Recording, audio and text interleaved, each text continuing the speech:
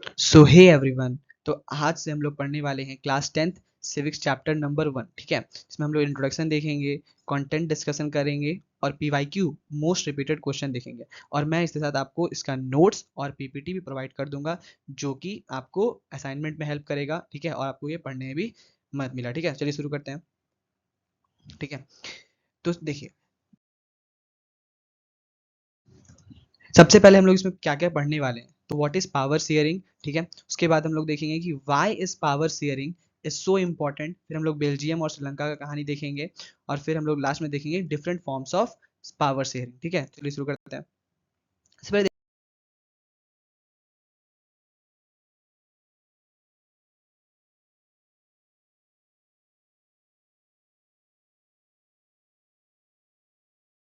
What is power sharing. Power sharing का पहले हम लोग डेफिनेशन रीड कर लेते हैं। Power sharing refers to the process of distributing political, military और economic power among different parts और ऑर्गन्स ऑफ गवर्नमेंट। इसका मतलब यही है कि जैसे हम लोग पावर शेयरिंग का मतलब क्या समझते हैं कि पॉलिटिकल में, मिलिट्री में, इकोनॉमिक में हम लोग अपना पावर को डिस्ट्रीब्यूट करते हैं। मतलब किसी भी एक गवर्नमेंट या किसी भी एक हाथ में नहीं होता है पूरा गवर्नमेंट का बागडोर। ठीक है, तो इसे बोलते हैं हम लोग पावर शेयरिंग। फिर हम लोग देखते हैं कि इसमें क्या होता है। It involves sharing power at various level. जैसे हो सकता है हम लोग लोकल लेवल में, स्टेट लेवल में, नेशनल लेवल में। ठीक है, डिफरेंट डिफरेंट सोशल ग्रुप में बांटते हैं। जैसे हमारे इंडिया में सेंट्रल लेवल में है, स्टेट गवर्नमेंट में है। ठीक है, फिर लोकल में पंचायत हो जाता है, इसी तरीका से। फिर देखो, पावर शेयरिंग जो है वो स्टेबिलिटी प्रोवाइड करता है, इंक्लूसिविटी देता है। इंक्लूसिविटी मतलब ये होता है कि जैसे आप किसी भी मेंबर को, ठीक है, आप उसके रिलीजन के आधार पर, आप उसके कलर के आधार पर, आप उसके रेस के आधार पर उसको अलग नहीं कर सकते हैं। ठीक है, इससे हम लोग को इफेक्टिव गवर्नेंस भी मिलता है। चलिए, हम लोग देखते हैं बेल्जियम।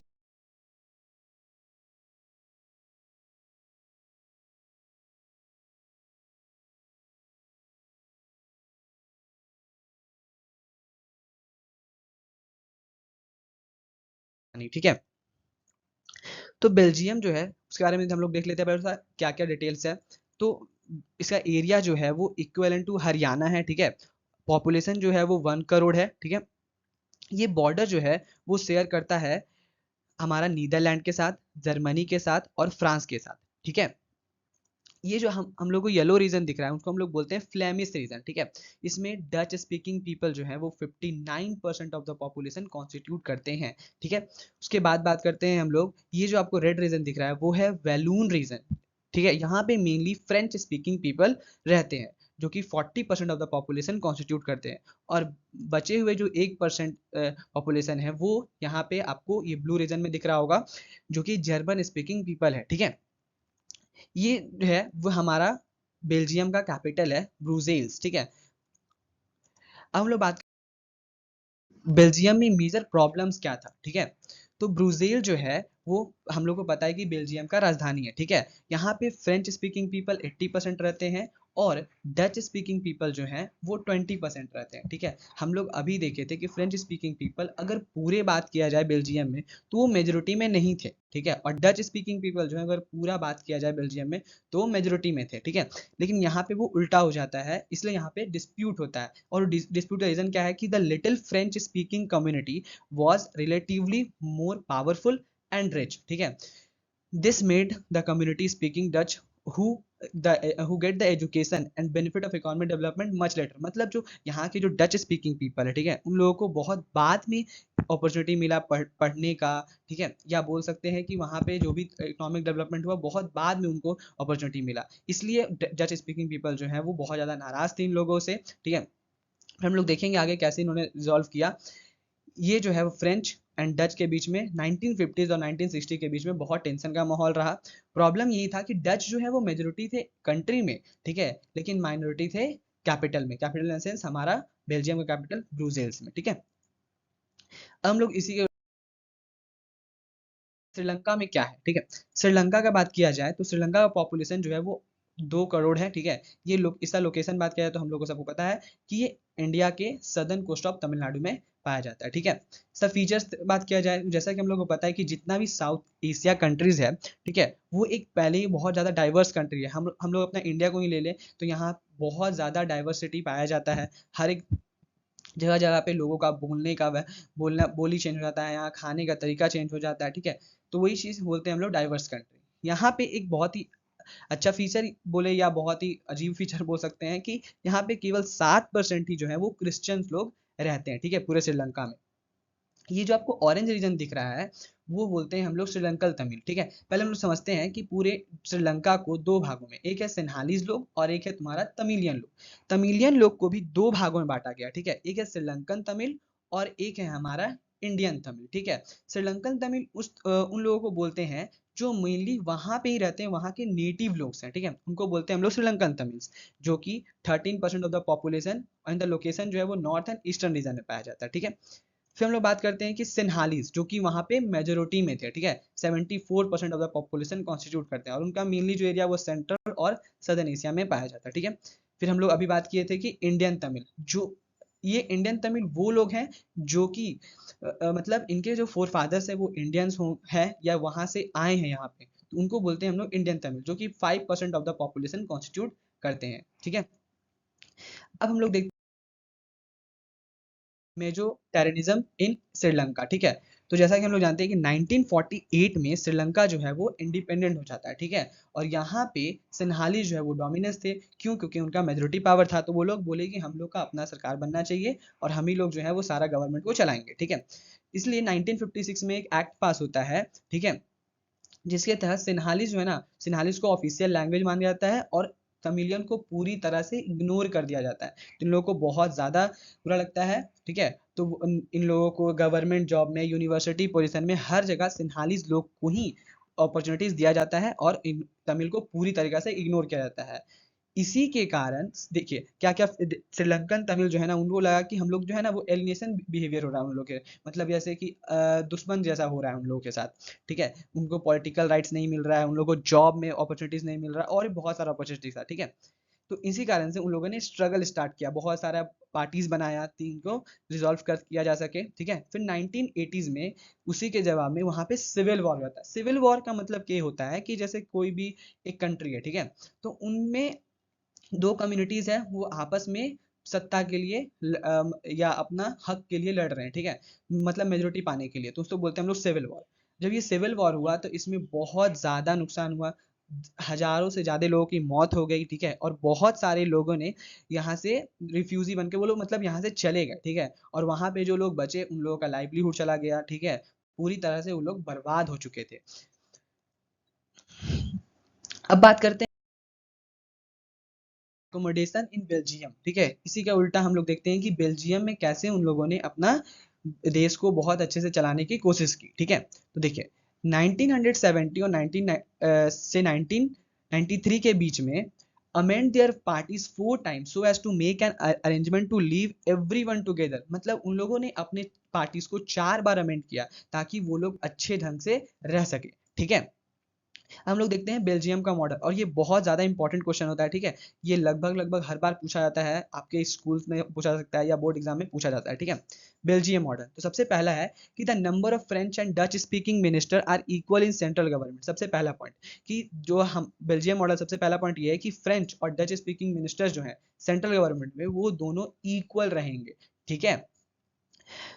फिर उसके बाद number of powers of the central government have been given to the state government, मतलब कुछ कुछ जो पावर्स हैं वो स्टेट गवर्नमेंट को भी प्रोवाइड किया गया। ऐसा नहीं कि सारा का सारा जो है वो डिसीजन केवल सेंट्रल गवर्नमेंट ही लेगा, स्टेट गवर्नमेंट के पास भी पावर्स थे, जैसे हम लोग का इंडिया बेस्ट एग्जाम्पल है, ठीक है।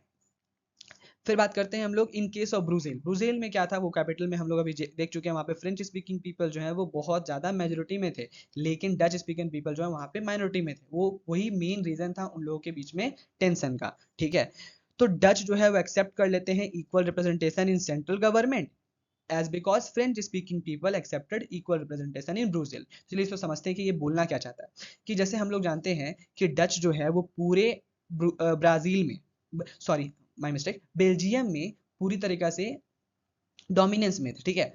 वही चीज जो है डच जो है ना वो एक्सेप्ट कर लेते हैं कि ठीक है यहाँ पे फ्रेंच डच दोनों इक्वली यहाँ पे ट्रीट किए जाएंगे और बाकी जितने भी स्पीकिंग पीपल है। और फ्रेंच जो है वो एक्सेप्ट कर लेते हैं ब्रूजेल में, जो कि वहां पे वो लोग मेजोरिटी में थे, कि हाँ उनको भी इक्वल रिप्रेजेंटेशन मिलना चाहिए डच को, ठीक है।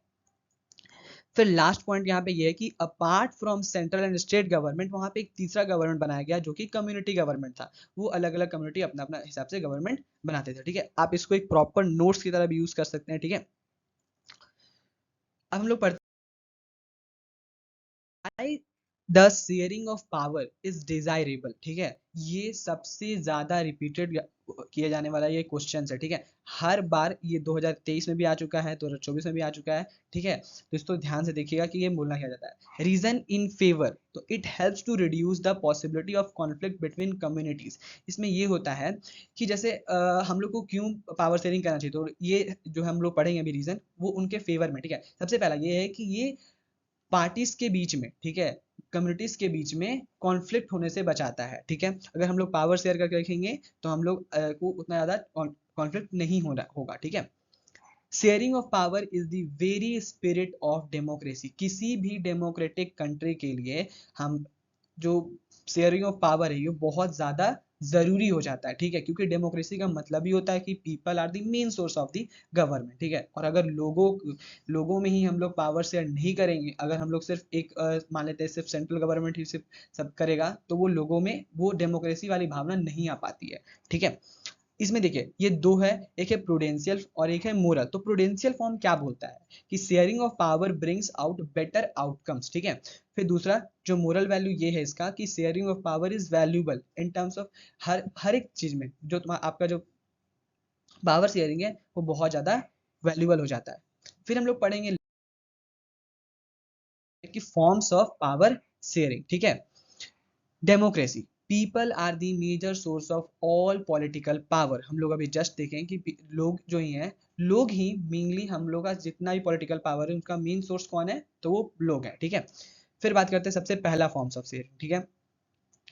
तो among different organs of government, like हम लोग लेजिस्लेचर में बांटते हैं, जुडिशरी में बांटते हैं, एग्जीक्यूटिव में बांटते हैं, और इनको हम लोग बोलते हैं हॉरिजॉन्टल डिस्ट्रीब्यूशन ऑफ पावर, ठीक है। ये पूछता है कि हॉरिजॉन्टल डिस्ट्रीब्यूशन ऑफ पावर क्या है, एग्जाम में कभी कभी पूछ लिया जाता है, ठीक है। और हम लोग को जब फॉर्म्स ऑफ पावर शेयरिंग है तो ये प्रॉपर 5 मार्क्स का क्वेश्चन बनता है। तो आप लोग को जो मैं बता रहा हूँ एज इट इज ऐसे लिखना है, और थोड़ा थोड़ा इसको इलेबोरेट करते जाना है कि लेजिस्लेचर क्या है, जुडिशरी क्या है, एग्जीक्यूटिव क्या है, ठीक है। और अगर आपको कोई दिक्कत होता है तो आप कमेंट कर सकते हैं, नहीं तो मुझे डीएम भी कर सकते हैं, ठीक है। मैं आपको वन टू वन बता दूंगा। फिर second, among government at different, like central government, state government, local level government, तो इनको हम लोग बोलते हैं वर्टिकल डिस्ट्रीब्यूशन ऑफ पावर। मतलब सबसे ऊपर है सेंट्रल, फिर हमारा आता है स्टेट, फिर आता है हमारा लोकल लेवल, ठीक है। इसलिए हम लोग बोलते हैं वर्टिकल डिस्ट्रीब्यूशन ऑफ पावर। फिर थर्ड हम लोग देखते हैं कि among various communities like linguistic communities and religious group. Best example हो सकता है हमारा जो हम लोग पढ़े थे कि वहाँ पे थर्ड गवर्नमेंट बनाया गया था बेल्जियम में, जिसको हम लोग बोलते हैं कम्युनिटी गवर्नमेंट, ठीक है। वो भी वहाँ पर बहुत ज्यादा इंपॉर्टेंट था। Last, fourth, the arrangement seen in the way also like political parties, pressure groups and movements, ठीक है। तो ये मेनली था हमारा 4 फॉर्म्स ऑफ पावर शेयरिंग, ठीक है। आप लोग को ये वीडियो कमेंट करके जरूर बताइएगा, ठीक है। हम लोग देखते हैं कि मोस्ट रिपीटेड क्वेश्चंस के बारे में। तो ये देखें, give reason why power sharing is desirable, ठीक है। ये 2015 और 2012 में पूछा गया था। इसी को अलग फॉर्म में हम लोग पूछ सकता है वो कि why power sharing is desirable in democracy, explain. इन सब का नोट्स मैंने प्रोवाइड कर दिया है, ठीक है। और आप लोग इसको बार बार रिपीट करके भी देख सकते हैं, बहुत इंपॉर्टेंट है ये, ठीक है। जहां समझ में नहीं आता आप लोग कमेंट करिए, मैं जरूर जवाब दूंगा। और अगर कुछ दिक्कत है तो आप मुझे डीएम भी कर सकते हैं, ठीक है। फिर थर्ड है write one prudential and one moral reason for power sharing. इसके बारे में हम लोगों ने डिस्कस किया था, ये 2011 के क्वेश्चन पेपर पूछा गया था। देखिए उससे जस्ट ऊपर जो है वो why power sharing desirable in democracy, ये 2023 में क्वेश्चन पूछा गया था 5 मार्क्स का, ठीक है। और अगर आप इस वीडियो को अच्छे से देखते हैं, ठीक है, और अगर आप एक बार एनसीईआरटी बुक को रिपीट कर लेते हैं तो कोई भी क्वेश्चन एग्जाम में नहीं छूटेगा। वो आपका हाफ ईयरली एग्जामिनेशन हो या मान लेते हैं आपका बोर्ड एग्जाम हो, तो कोई भी क्वेश्चन नहीं छूटने वाला, ठीक है। फिर हम लोग देखते हैं कि ये जो 2023 में ही पूछा गया था एक और क्वेश्चन कि in modern democracy power sharing arrangement can take many forms, explain the statement, ठीक है। ये 2023 में पूछा गया था, ठीक है। और भी बहुत सारा क्वेश्चन है, ठीक है। मैं इसको प्रिपेयर कर दूंगा और प्रॉपर मैं आप लोग को नोट्स और पीपीटी प्रोवाइड कर दूंगा, क्योंकि पीपीटी बनाने में बहुत ज़्यादा डिफिकल्टीज होता है, वो मुझे पता है, ठीक है। और एग्जाम में बहुत ज़्यादा टाइम वेस्ट हो जाता है। तो मैं इसको प्रोवाइड कर दूंगा, जहाँ पे भी आप लोग जरूरत होगा आप इसको यूज़ कर सकते हैं, ठीक है। तो आप लोग वीडियो कैसा लगा जरूर बताइएगा और चैनल को सब्सक्राइब करना ना भूलिएगा। Thank you.